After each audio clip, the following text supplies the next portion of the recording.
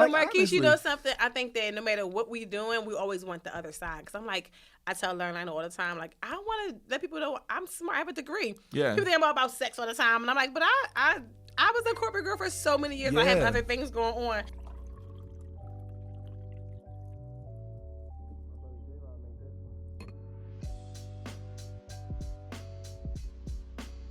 And welcome back to another episode of Keepin It podcast. This is your boy Marquise, Marquise Davon, this American Negro, but is never Mark. So if you are new here, now you know that is not my name.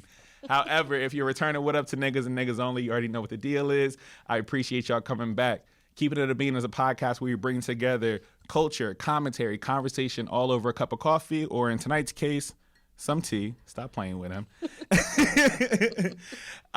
But here is an opportunity for anybody to just come into my world. Some of my favorite places to be are coffee shops, and I want to kind of create that space whenever you see this or listen to it. Some of the best conversations happen in a cafe or coffee shop for me personally, and so this is my world. Welcome to it. I love it. Thank you. Okay, I'll be trying to let people know. Keep it a bean, coffee bean. We're here. Okay. Here. Okay. But if you want to support this here podcast monetarily, you can do so by going to patreon.com/marquisedavon. That's MarquiseDavon. Again, you can be a patron for as little as $2 a month, which is $24 a year. There you can get drops to early episodes. You can also see what's coming up in terms of events or merch that's coming on. And I've been vlogging more, so that's coming about very soon, you know. Wanted to start documenting me moving into my first place solo, and so I wanted to just share that experience with the people as well. So I'm excited to be able to share out some of those early episodes with y'all too. Other than that, if you want to support this podcast non-monetarily, you can do so by telling a friend to tell a friend to tell a friend to tell a friend about the show. I still believe in word of mouth being the most powerful cosign out here for podcasters. You can also support us by leaving a rate and review wherever you are listening to this show. And so please do not be a hater. Please give me 5 stars. Yes. Tell me what you enjoy about it. But this way, this helps podcasters come up on different playlists, but this also gets our show out there in the algorithm a lot more. So that's super important to support your Here podcast that way. If not, please make sure that you are sharing these posts whenever you see them launch on Instagram, TikTok, Twitter, wherever you are at. Twitter, y'all been holding me down for real. Like, y'all really... I love me some Twitter. Okay, truly and honest. That's a top tier right there. But it's important because you keep the conversation going. Let me know what you enjoy about the episode. Let me know what you want to hear more of or what you might want to hear less of. Will I give that feedback? Probably not, but I love it anyways. Other than that, thank y'all as well. And make sure to subscribe to the YouTube channel. So go to Marquise Davon Productions, and then you'll see all of the stuff that I like to do, whether it's solo commentary or interviews as well on there. If you want to see a short film I did a couple years ago, you can also look at that too. We're all out here. Lots of things on YouTube. Other than that, thank y'all for coming back. Thank y'all for joining us for the first time. It's your first time here. And now we'll get started with the show. I love that. Wow. Y'all. I'm still in it. I'm going to go tomorrow. I'm going to go on YouTube, do this, do that. I'm going to run it down in advance. You got to let everybody know. Yes, exactly. Stop playing. I'm going to do better. Thank you, Marquise. I'm going to do better. Nah, we here.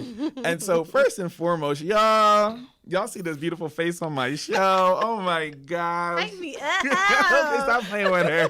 Okay. Podcast extraordinaire, personality galore, baddest bitch you will ever meet in your life, and just nothing but jokes when I get in a room with this woman. Let me tell you. See, I love this. Yo, Esh, welcome to the show. Oh my God. Thank you for having me. Yes, I just trying to touch him, y'all, because some people you got to touch to be like, yes. What they say at church, touch and decree or something like that? Yes, there you go. No, y'all, this is Esh from the Esh Your Heart Out podcast, and please let the people know who you are, where they can find you, because when I tell you I am such a fan of you. Oh, Marquise, yes. I am Esh from Esh Your Heart Out. You can find me on Instagram, Esh Your Heart Out Pod, because someone stole the name Esh Your Heart Out. So, yeah. That's mad annoying. You know what I mean? But whatever. Esh Your Heart Out Pod.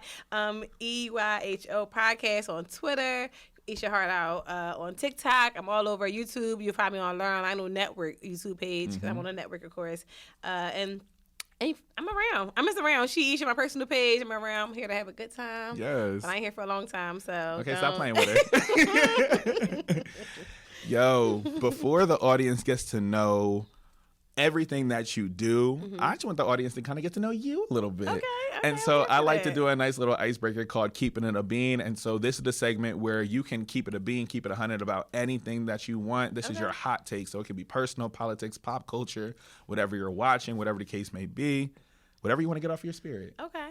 I was just talking to my best friend, and I feel like we don't speak enough about best friend relationship issues. Ooh, right? Get into it. And I feel like me and my best friend, been best friends for maybe 20 years now, something close to that.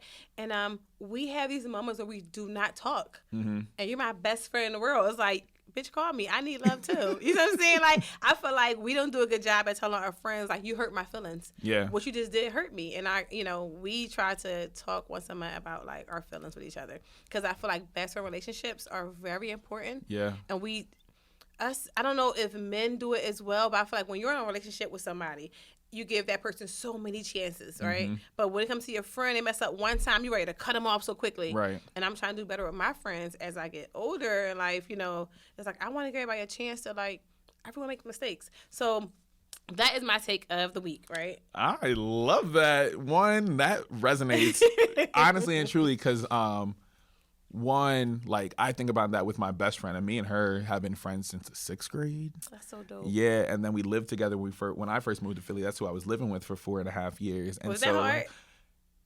It wasn't as hard as I thought it was going to be. Okay, At first, when I was living with her, we definitely have 2 different living styles. Like, I really give single bachelor when I'm living in a space. I don't know what that means, so I'm scared. Think about just a regular-ass nigga, like, fresh out of college, like, just living. Very much so like that. Yeah.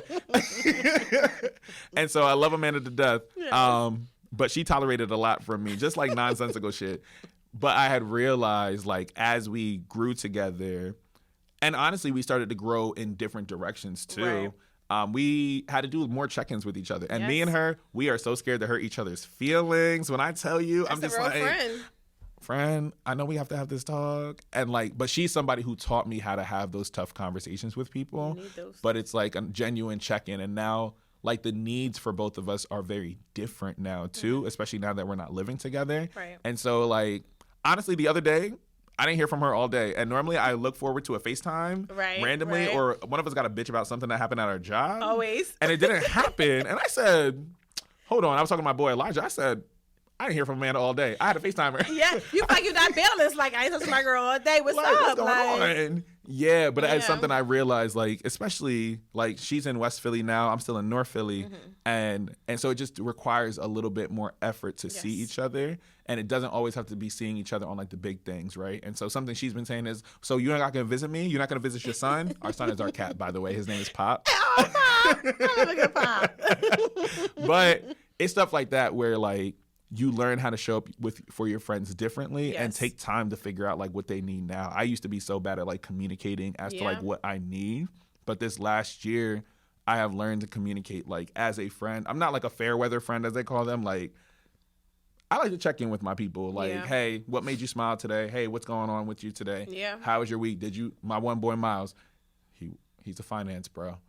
But he works very late nights. Okay. And so I just be like, are you home? Did you eat? Are you okay? Is your job cooking you this week? Like, what's going on? Right. And so it's stuff like that where I had realized for me, I like to be very intentional with friendships. And like I was saying on my last episode, I was like, reciprocity is a necessity for my friendships moving forward, because I realized how much of myself I gave to others, but I didn't require them to do the same back to me, right? And so I had to learn in friendship, like, let me make sure that it's equal and not just one pouring into the other all the time. I think we have to realize that friends are the family that we choose, right? So that's really important, because my family, I probably wouldn't pick them if an option. You know what I mean? Like, my family, now that we're older, we like each other. We bang with each other much more. It takes time to get there, right? But like the friends I have is people I literally chose. Like, I saw them in a crowd of people, and I'm like, this person I like, and we're gonna stay friends for a very long time. Yeah. So I think it's really important that you are intentional with your relationships with your friends. Truly and honestly.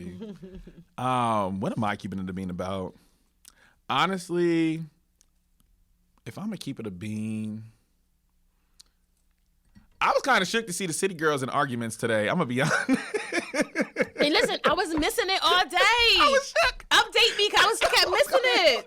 I don't know. Apparently, like, Carisha and JT have been, like, subbing each other all day, and then Carisha said, JT, like, you were a bad friend, and they were like, don't even put Santana in this now. And then JT's been sneak dissing Carisha on these songs, and they're just like, what is going on? So right now, they are absolutely beefing. And I was like, dang, just put it in a song. If you're going to do some beef, just put it in a fucking song. Put it in a song, like, and make sure y'all say names. But it was also just like, it was such just like a sad way to go out, because we said, damn, is this a rap shit finale that we were never going to get? I know. Is this where it was going? And so I feel like HBO should give rap shit another episode, another season, because the Diddy stuff. Why not bring all that in? Because, and they were naming some of the stuff that was going on out loud. Because I said, honestly, they were like, that was a show that was going to like uncover and expose so much about the music industry, particularly for women in the music industry, Black women in the music industry. And I think so much could have been done with the show if they would have gave it some time to breathe. Yes. Yeah. I think they didn't do enough like publicity for it, because they went on like the Sherry show like a month ago. I'm like, why so late? Y'all should have, because I've been watching it because I'm just a fan of HBO. I'm on it all the time. I got AT&T, so I get it for free. Okay. Yeah, so I'm going to be on it for any of the week. There. So I've been a fan, but I love the show Issa Rae. Who doesn't love Issa Rae? Right. You know, like, so I think they just kind of like, they start pumping it up too late. Yeah, I agree. And I think they found their stride midway through season 2 once who was the rapper's name who lit himself on fire? Oh my gosh. I love him. What was his name? I don't remember. I just remember that's the first time I saw Twitter collectively. We were all just like, I know we did not just all witness that on rap shit. Yes. And that's the first time I was like, I remember our Sunday nights watching Insecure, but we just didn't have those same nights for rap shit. And people I was like, didn't even know about it. I felt like, and I feel like everybody's watching it in like their own moments. They weren't watching it all together. And I was like, I think we should treat most of Issa's shows. I was gonna say Isha's. We'll take it. Okay, that's who we're speaking that's in existence. But a lot of Issa's shows, I think, talk about a lot of stuff that captures our age group and and shit that we want to actually talk about and debate about sometimes. You know, because niggas like to be a little messy sometimes. Okay. Yes. But I'm here for it. Truly. But I just feel like we all need to get together on a Sunday night or a Thursday night and have that the same thing we did with Scandal, How to Get Away with Murder, like just tweeting as a family. Let's talk about it. Yes. We don't have that anymore, and I miss it. Yeah, honestly, I'm like, Twitter has been in shambles recently, and I think we just need a show to bring us all together. Ever since it turned to X, it just has been different. Elon fucked everything up. I said, I'm tired of this man. I'm tired. I said, I'm gonna air your ass out. No, but that's my hot take. Like, the City Girls were beefing, but honestly, rap shit deserves so much more time. Yes, so 100% agree. We out here. All right, so what we're going to move into now, this is the section where I like to call it steeping into the conversation, because we steep our tea. Okay, I like this. You let the flavors marinate, so as the conversation goes on, it gets more flavorful and more things start to pop out. So that's what we're doing here. I love it. So I am so excited because I feel like everybody gets to know your personality. Okay. And it's so dope. But I'm so excited to kind of just peel some stuff back. And also, I want to learn like your origin story. Okay. Honestly. Okay. And so like for you, I want to just go back to like, when did you find your voice? Because I think you have such an awesome personality that just naturally radiates. And so like you brought it to the podcast world. Were you always this kind of person, or did you like grow into who Esh is today? So my aunt and I'm the oldest like sibling, big cousin. So I've been you deserve a support group. Not your oldest sibling, a girl, a mother, and the I'm like the oldest. I've been like a manager since I was like 4 years old. Yeah. I've been bossing everybody around like, this is what we gonna do. Like, come on. So like I always say I've always been dramatic, like always. You know, they always call me the Tamar Braxton of my family. Like, you act like Tamar Braxton because you always. Cause I'm like, y'all don't love me. I'm like dramatic. Like, I never wanted to do podcasting because I speak fast. I'm from Philly. Like, it's just all these things. I'm like, I just can't do it. But I never thought to do it. Right. So when I got older, of course, I went into the corporate world. So I was a manager for like years. Right out of college, just as a manager. And I like climbed the ladder really quickly because like, white men love big boobs. So I was going to work like this. Like, you know what I mean? So I was like, these boobs get higher. And I was climbing the ladder. And I was like a director. So I was in charge of like hiring people. And I met Lur. I hired Lur for his first job. And, you know, he was like so grateful. Like, oh my God, Isha, I love you. Thank you so much. And he was there for maybe like 3 or 4 years. And he was quitting to go do something different, and he was like scared to tell me, and I'm like, listen, I want my people to grow. I gave you opportunity. I want you to take that and go do something bigger. Right. So when I left, we always kept in contact. So like I guess after COVID, I had left my job. I was there for many, many years, and I was always on Instagram just talking shit that I couldn't do because I was in the corporate world, so I couldn't talk shit. Wow. So I was like really playing, like part in the middle, no colors on my nails. Like I was just, I was a wife, I was a mom, so I just was 9 to 5 going to work. But I always got home with my friends and talk shit. But at work, I was just this quiet person. Wow. So even Larry didn't know me, right? So when I was on Instagram, left my job, I was like, oh, I'm free again. I can be a bitch now. Like, so I was there talking shit all day long. And he's like, Esh, you really is funny. You should come on my podcast. And I was like, no. He like, no, come on. Because I was his boss for so many years. He respected me, who I was. And we on the podcast, and it just went crazy. And everybody was like, we just love Esh. She's so funny. Yeah. And of course, y'all, I don't think I'm funny. This is me. Girl, I'm just such like, a good time and a personality. Yeah. Thank you. And I did the podcast with Larry, and it was so good. He called me like, Esh, I want to do a podcast for you. And I was like, absolutely not. He was like, Esh, let me do, all you do is come here on set. I'll do everything. He named it, him and Lionel named Esh Your Heart Out. It did everything. Like, look, just come and sit down and just talk. And I was like, what am I going to talk about? And he was like, anything. So the first episode, I swear to you, I got on the mic, just like recording. I was like, what am I going to say? I'm scared. They're like, what? Just talk. I can't. And they said one thing, and I just start going. And, I have an opinion on things. And, yeah, I enjoy podcasting. It's like really a form of therapy for me, to be honest with you, because I've been through so many things. I've been through like domestic violence. I've been through like men trying to molest me. I've been through like so many things in my life that I never talk about, and I might regret it tomorrow. You're bringing it up now, but I've been through divorce and marriage and having a baby and just doing so many things. And I lived in North Philly. My brother was murdered. It's long stories, you know, and I just feel like I've been through so much that I'm just happy to be here. Yeah. So people say I have a good personality. It's kind of like, because I've been low, very, very low at times. It's like, so why not smile? Because I have another chance on earth, another chance to do this. And there's a lot of women out here, like, for me, being a dark-skinned woman, sometimes you don't get the opportunities everyone else gets. So it's like, I'm just happy to be here, and I like to talk and have fun, and I don't take too many things too seriously unless it's, supposed to be serious, you know? So, but yeah, Marquise, thanks for saying I have a good personality. That made my day. No, truly.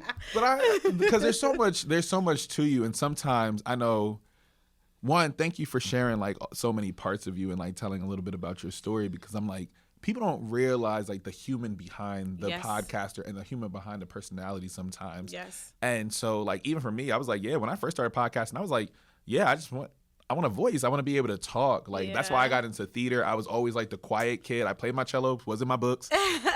Like, real quiet, real baby. But like, when I found my voice is like when I started doing theater, and it was just like, oh, because I'm a middle child. So I said, oh, give me the attention that I need. Y'all are attention seekers. You be like. Quiet as it's But y'all quietly want it. Y'all don't ever ask for it. So, right. I was like, that was the thing. Mm-hmm. But what I love is like, as I'm listening to you tell your story, it has been a moment of understanding some of the lowest points, understanding like the simple appreciation of being able to wake up the next day. But then not only that, is a through line of what I've heard is, one, you've always wanted to make other people feel good. You've also had a sense of responsibility that comes along with it. But also, somebody said, I see this in you, and I think that you can do it. And so as I hear you tell that story, I'm just like, somebody put you into a space where like, you were like, nah, I would never be able to do something like this. Right. Woo, woo. But as you like grew into it, you found your voice, you found your rhythm. But then you found an audience that is rocking with you heavy. Isn't your solos are different. Isn't that amazing? Like, yes. I feel like, but let's back up. What people don't understand is, right, it's all about giving, not always taking, right? So because I gave Larry a chance, he was out of college, he needed a job, like I gave him a chance, it just came right back full circle. Yeah. You get what I'm saying? People don't feel like it is very important to like be nice to people. Yes. Look at people, they may need you like right then and there, and you may not get nothing in return right away. But but that was like big for me because he saw something in me, and at the time I saw something in him. Like, I know you can do this job, and he had no experience, but I wanted to give it to him. So same for me. I had no experience, but he gave me the chance, you know? So that was really important. But him seeing everything in me was like amazing. And like him just saying like, it doesn't matter what you say, you have the light in you for people just to want to follow. And it's like, I appreciate my guys. I appreciate that. Nah, They're like really dope. Because it's true though. Like I look forward to seeing your clips come up on my page. Now I'll be too ratchet because I'll be laughing Nah, at myself. Like what? Let's be clear, because I be in the same boat. But it's been funny. I've been saying like this year.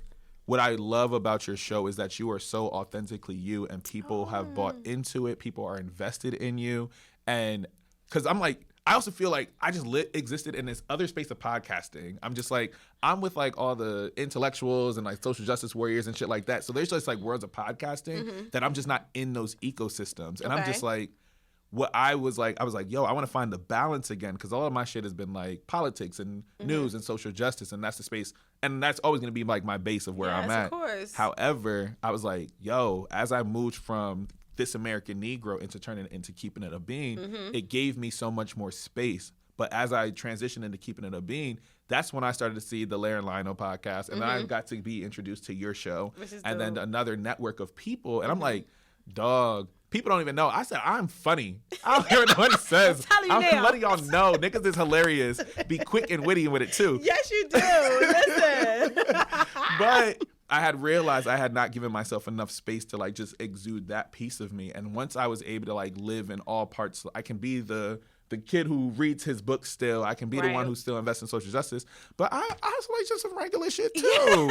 But Marquise, you know something? I think that no matter what we doing, we always want the other side. Because I'm like, I tell Lionel all the time, like, I want to let people know I'm smart. I have a degree. Yeah. People think I'm all about sex all the time. And I'm like, but I was a corporate girl for so many years. Yeah. I have other things going on. Okay, and it's like, so I look at you and I'm always like, I don't know, proud of you, because it's like a black man on a stage talking about anything you want, showing you smart, showing you know what's going on in the world, because people don't know things. So a lot of times you're just bringing knowledge to people who doesn't know what's going on. I always say TikTok raise our kids now, like, because kids learn so much from TikTok, and they say it's all bad stuff, but it's also some good stuff too. So it's good for grown men when they see your podcast, because you really are giving people knowledge they have no clue about. So I'm proud of you. Thank you. I was not ready for that. Thank you. But same to you, honestly, because I think it's always interesting. Like for me, I know like podcasting, we exist in like this black media space, and so it's always interesting to see what people gravitate to when they gravitate towards things. And it's interesting because I'm just like, I feel like the ecosystem that we're growing into, and even just like being invited after your show to do Pod Nation, I was like, I only knew about one or two of those other podcasts on that lineup. And so I just, because honestly, I'm listening to like Getting Grown, The Read. I'm catching up on like, what is this hip hop journalism podcast? What's going on? Like, to just move the needle in some other way. But I'm like, yo, there's so much value in being in laughter. There's so much value in just talking about regular shit that people are always going through, because so much of the world is heavy. Yes. And I think that's where, like, when I was introduced to like your ecosystem and your show, it was just like, child, just laugh, let it go, like have just fun. Let it go. Yes. And I always tell people that a lot of things I speak about on my podcast is I'm not giving anyone advice. I'm always like telling people about my stories. I don't mind laughing at myself. Right. You know, I'm like, I want to date. This is what happened, or I was having sex, or whatever I'm talking about. Right. It's things that at the time when it was happening, I couldn't laugh at it. It was hurtful. I'm like, damn, I'm all embarrassed. This happened. He broke my heart. But now I can look back and be like, this man broke my heart. I went to work and, I was depressed. And, but at the time I couldn't laugh at that. But now I can. I feel like it's so good to look at things you went through, because it's a part of your book. It's a part of, it's my turn around. I'm in a new chapter in life, and I am like proud of myself that I'm making it through, because some people didn't make it through, Marquise. Right. People are stressed out and really depressed and not doing what they got to do to like push through life, and I'm happy I can. Yeah. No, because because that's so much to like for so many people to like lean into, because I think that's also the magic of you as well. Like naming the fact that you are a dark-skinned black girl, went to corporate, now you are also able to find your voice in a different way. And without even recognizing it, like you serve as a mirror or a window for so many people to like look in, and other women just to be like, oh, I can be so many aspects of myself, right? And I can still be successful. I can still do this. When is it that, as you had named like a lot of your identity markers, right? You're a sister, you're a mother, you were a manager, right? You're this personality. When did you have that moment of realization, like, this is who I am at my core, this is my foundation? Like, outside of all the things you're supposed to be, when did you find, like, this is me, Esh? I think that when I became a mom, I felt like that's when I knew life was really important, and it was important for me to be a good leader, or lead by example, should I say, right?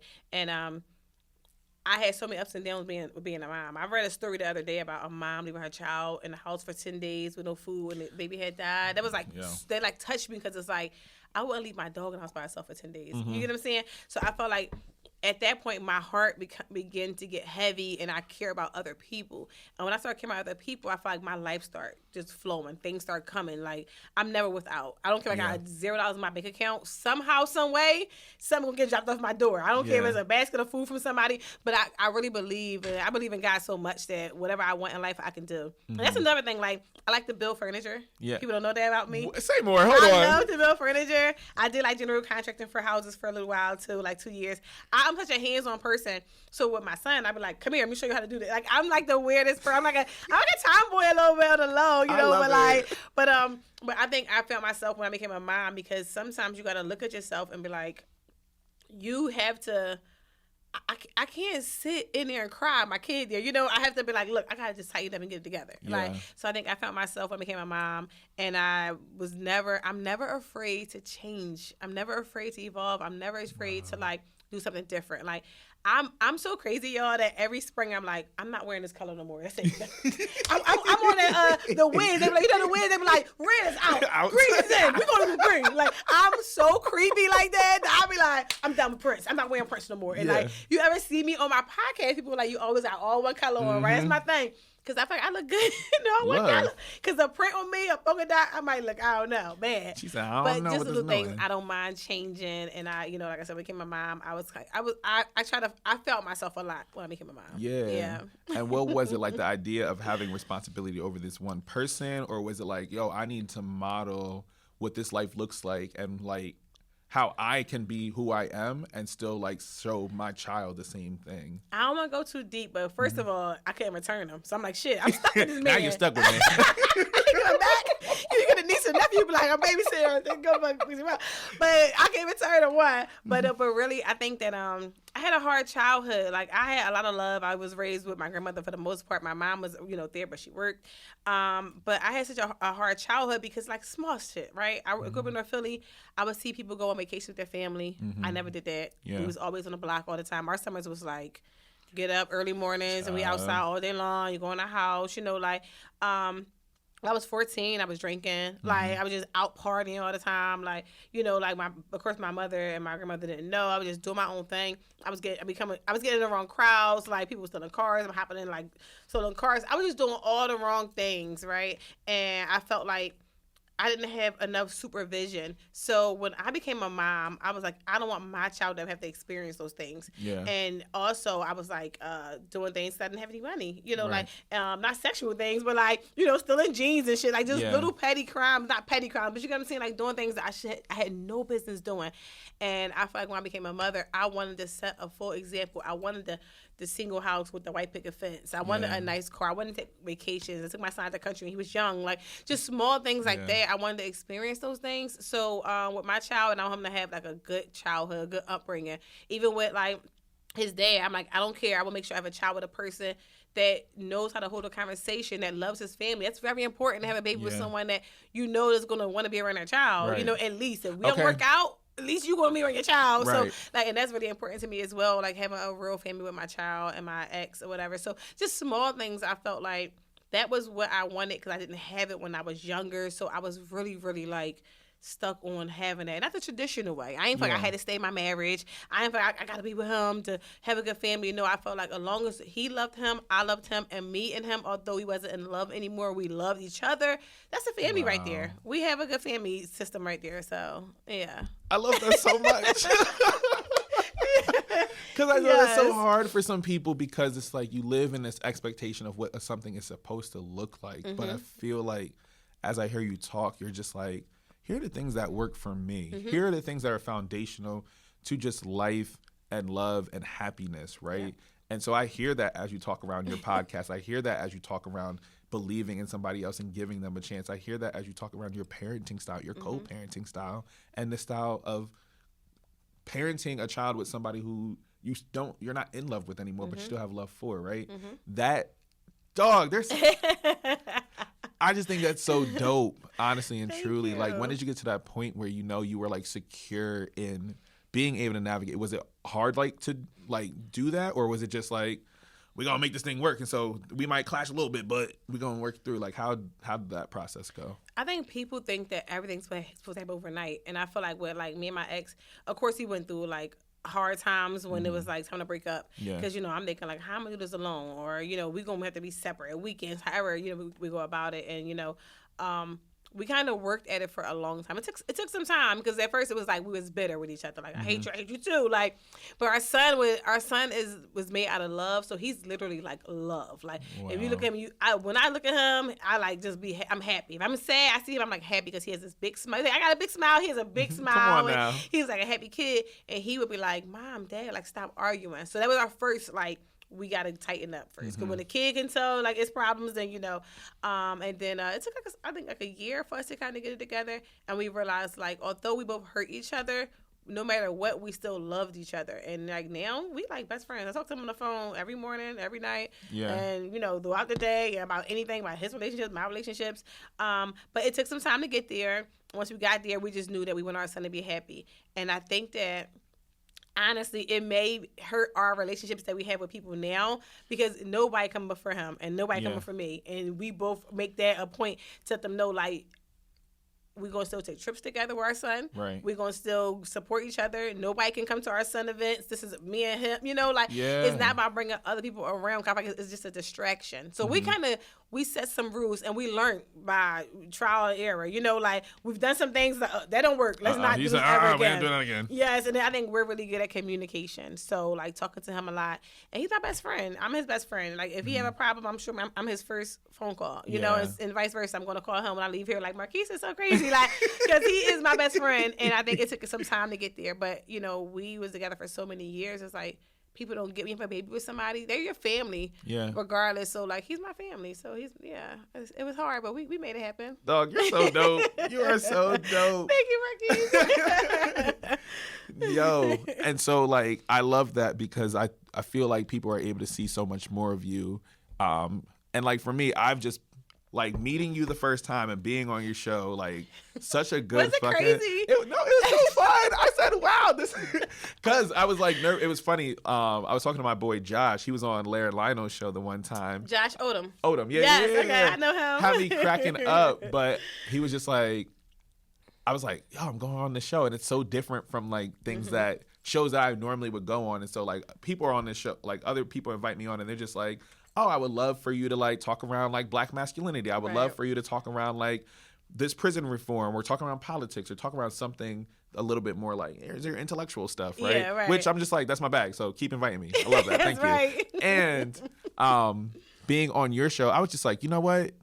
I want to be able to challenge myself, because I told myself, I was like, I want people to be able to just see more of me. Right. And when I tell you, when I learned about your show, it quite lit it. I watch your show and I just smile. I really be cackling in my own home. I love this for us. No, truly.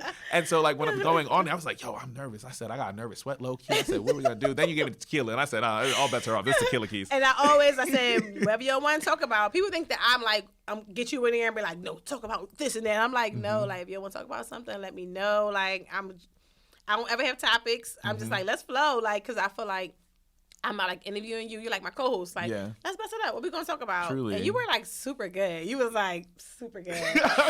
Lara was like, Marquise said, I'm not gonna talk about this. And he said, he got that mic and he was going. I was cracking up. I'm like, yes, he was. He was not shy at all. You hear me? Because y'all made the space so dope, honestly and truly. And I think that's the magic of, like, y'all synergy, right? Like, all together, like, you and yourself, you are a force by yourself.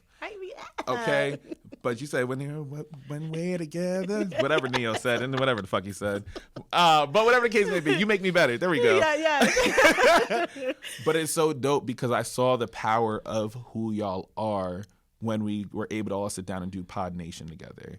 That's when I had realized a lot of your reach. That's when I had realized a lot of y'all's impact to bring all these people together. And I'm like, y'all had people coming from out of state. Yeah. I said, oh, these niggas are really dead a lot. What's going on? Listen, networking is everything. I appreciate like people like Tequila Talk, Walt, and Jazz, like so dope. Like people are just dope. Like Moby outside, you know, she's from Virginia, but she's here in Philly now. Like I just think, and when we was talking about it, I was like, we gotta have Marquise. I think it'd be like so dope because I thought you was like the last puzzle piece to add to like the show, and I'm like, it's gonna be great. So yeah, I'm happy you came. I'm happy you agreed to it because some people are afraid to be a part of our stuff. They feel like we're just all about sex. We all about laughing and having a good time. I'm happy you came because I was afraid you was gonna say no. What? I don't know because you know, like you said, you're all about like intellectual stuff, and it's like I wanted you to come and have some fun with us. And I'm like, he came to the pod, yo, he's going to do Pod Nation, like he's gonna have fun. That's so dope. I'm happy you came. Nah, truly, like I love the world that y'all are creating. I was like, one, y'all took my favorite black sitcom theme show and did a whole thing you to love it. that? One was my show. I said, hold on. I said, wait, everything and more. Like legit, y'all are like the niggas on the block that I would love to see because I'm just like, there are so many different modes of success and what it can look like. And I feel like y'all break so much of the mold in podcasting spaces. Whenever you see like these bigger networking events, they're just like, oh yeah, well, this is the podcast with a network over here and they're doing this. And sometimes it gets a little uptight in the black podcasting space. Yes. But I think it's really dope because y'all see the potential in so many different worlds. And I was like, even in that night, I made so many different connections with people. That's like, dope. I never heard of the Tequila Talk podcast before. Really? Yeah. You have to go. No, I'm so mad I missed their live show. Yes. I said, nah, we gotta run that back. Yes. But once I got to be exposed to their show, I was like, oh, this ain't nothing but a word. I said, I am a fan, but I'm so excited because I think there's a world of podcasting where I'm like, there are so many different segments of podcasters, but as we get to like mold a little bit more and build out this ecosystem and be intentional around it, I think y'all put intention around community. Yes. And that shows throughout every single one of your things. And like, as you tell your story, Pod Nation feels like the through line, your belief in taking a chance on yourself, that Larry and Lionel taking a chance on you. And so as I looked, I was like, this is what happens when you take a chance on community. This is what happens when you take a chance on potential. And that to me is one of the most beautiful things. So I said, I have no idea. I said, and I'm a theater kid at heart. I love to be on stage. Yes. I said, give me a mic and a stage and then done. Like something like that. I'm outside. Tell me what time. Like. To go. But I think that's really like such a beautiful thing. And so like I think my last question for you is like, what do you hope people just take away from like your legacy as a whole, from your platform, from who you are? Honestly, I never asked that question before, but off the top of my head, I feel like I just want people to know that it doesn't matter like where you come from, how you start, where you are in midlife crisis or whatever, divorce, after everything, you can still be whoever you want to be.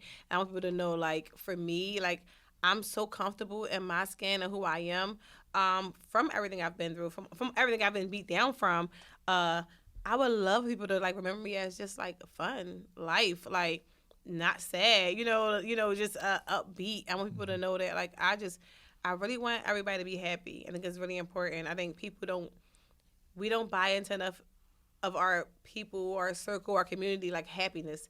And that's really important. I feel like we can't do money. Yeah, money can buy you like love and everything else, right? But happiness. Once you're happy, I feel like you can make anything out of nothing, like just being happy. So yeah, I hope people to, realize that. Like I'm just happy. I'm just happy. I just smile. I am. I'm just like, yo, like honestly and truly, thank you so much for coming to the show tonight. This will not be the first time. You are more than welcome back. Lair, I will make sure to send you an individual invite next time as well. Okay, I'm so sorry. I will shoot you a text. My bad, bro. Okay, because I know y'all like to tussle on that side. Yes, so I said, no, it's Marquise and Esh over here. Yes, they understand. Thank you for having me. I really had fun. Truly, I'm so happy. This was really therapeutic, and I enjoyed that, Marquise. You know how to break somebody's soul and be like, "What's in there?" Tell everybody in the world. But we're here because I do think there's power in storytelling. I think storytelling is like the purest form of empathy because it's not us preaching to people. This is my humanity, and whatever resonates with you. Yeah. And I think that's so important. I think you do that so much, and I just be saying, I'm just like. I was happy to like witness you, but also listening. Yeah, I love Marquise. Like, thank you so So, much. yes, please let the people know where they can find you. Again, I keep saying it, but thank you so much. Find me, guys, on Instagram, Esh Your Heart Out Pod, Twitter, TikTok, all the same, Esh Your Heart Out Pod. You'll find it like that. YouTube, Learn Lino Network, and find me on my personal page, She. I respond to everybody. I like to talk to people. I love people. So come and talk, engage, and make sure you join the podcast. So y'all like it there. Thank you so much for coming on the show again. Yes. Y'all, I will leave all of her information in the description box below. Thank you so much. I will see y'all next week. Peace. Bye. Marquise. That was so good. Yes! That went so fast.